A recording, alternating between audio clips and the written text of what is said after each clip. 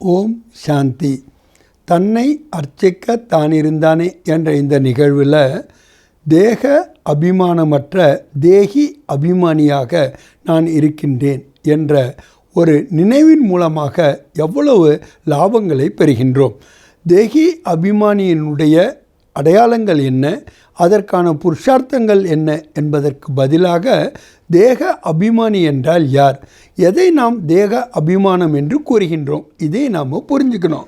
வெறுமனே நான் தேகம் என்று நினைப்பதோ, நான் ஆண் அல்லது பெண் என்று நினைப்பதோ தன்னை பிறருடன் வேறுபடுத்தி கொள்ளாமல் எப்போதும் நாம் ஆத்ம உணர்வில் இருப்பதற்கான முயற்சியை மட்டுமே, பாயி திருஷ்டியை மட்டுமே நம்ம தேகி அபிமானி என்று கூற முடியாது. அப்போ தேகி அபிமானி என்றால் யார்? அவர்கள் தேக அபிமானமற்றவர்கள். தேக அபிமானத்தினுடைய அடையாளங்கள் என்ன, அது தெரிஞ்சால் தானே அதை நம்மளால் புரிந்து கொள்ள முடியும், நாம் அதை அனுபவமும் செய்ய முடியும். ஒரு தேக அபிமானி எப்போதுமே ஒரு அபிமானத்தினுடைய ஃபீலிங்கில் இருப்பார்.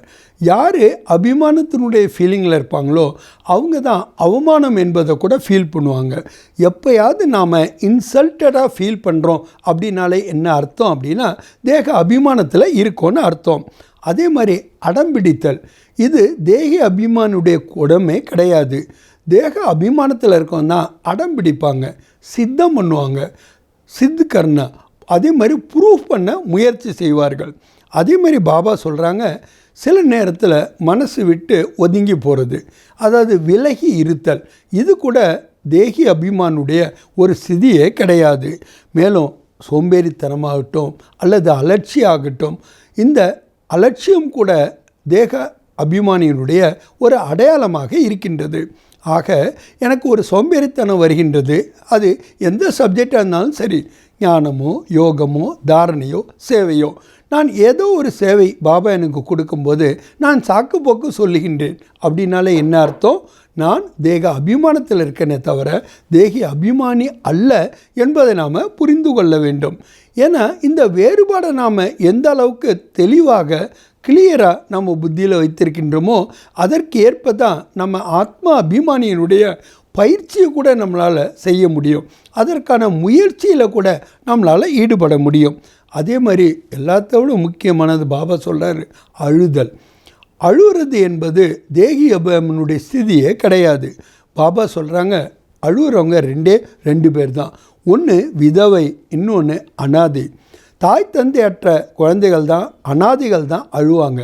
பாபா நமக்கு தாயும் தந்தையுமாக கிடைத்திருக்கின்றார். வெறும் தாயும் தந்தையும் அல்ல, சர்வ சம்பந்தத்துடன் கிடைத்திருக்கின்றார். அப்போ எப்படி நாம் அழ முடியும்? அதே மாதிரி பாபா சொல்கிறாரு, நாம் சர்வ பிராப்திகளிலையும் சம்பன்னமாக இருக்கின்றோம். அப்போ எப்படி நாம் அழுவோம்? அதனால் நம்மளை விதவையை கூட கருத முடியாது. ஏன்னா நமக்கு சாஜனாக, நாயகனாக கிடைத்திருப்பவர் என்றுமே அழியாத பாபா. அதனால தான் நான் சுமங்கலி என்ற ஒரு சுமிருத்தியில் இருக்கும்போது, அதுவும் யாருடைய சுமங்கலியாக நான் இருக்கின்றேன், அப்போ எப்படி எனக்கு அழுவ முடியும்? ஆக அழுதல் என்பது வந்தாலே நான் தேக அபிமானியாக இருக்கின்றேனே தவிர தேகி அபிமானி அல்ல என்பதை புரிந்து கொள்ள வேண்டும்.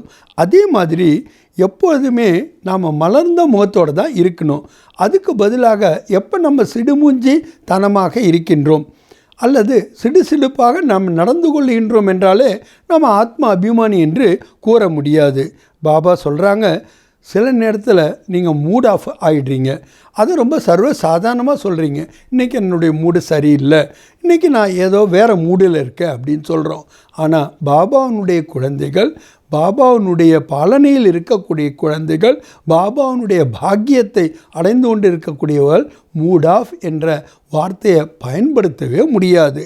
அதே மாதிரி சில நேரத்தில் ஓய்வின் மேலே நமக்கு அதிக விருப்பம் வருகிறது, ஓய்வு எடுத்து தானே ஆகணும் அப்படின்லாம் நம்ம நினைக்கிறோம். ஆனால் கலைப்பற்ற சேவாதாரியாக இருப்பதற்கான முதல் அடையாளமே நம்ம ஆத்மா அபிமானியாக இருப்பது தான். அதே மாதிரி தன்னை தனிமைப்படுத்தி இருக்கின்ற ஒரு அனுபவம், ஐ எம் அலூஃப், நான் தனியாக இருக்கின்றேன் என்ற அனுபவம் கூட தேக உணர்வுனுடைய அனுபவம் தான். ஏன்னா எப்போ நம்ம பாபா கூட கம்பைன்டு ரூபத்தில் இருக்கின்றோமோ அந்த பாக்கியம் நமக்கு இப்போ தான் சங்கமயுகத்தில் தான் கிடச்சிருக்கு. எந்த சம்பந்தத்தில் வேணாலும் இணைஞ்சிருக்கலாம், எப்படி வேணாலும் அவர் நினைவில் இருக்கலாம். எப்படியாவது அவர் கூட நாம் இணைந்து இருந்து என் கூட இறைவனே இருக்கின்றார் என்ற அருமையான ஒரு அனுபவத்தை அனுபவிக்கின்ற இந்த யுகத்தில், இந்த சங்கம யுகத்தில் நாம் எப்பொழுதும் தேகி அபிமானியாக, ஆத்ம அபிமானியாகவே இருப்போமாக. நல்லது. ஓம் சாந்தி.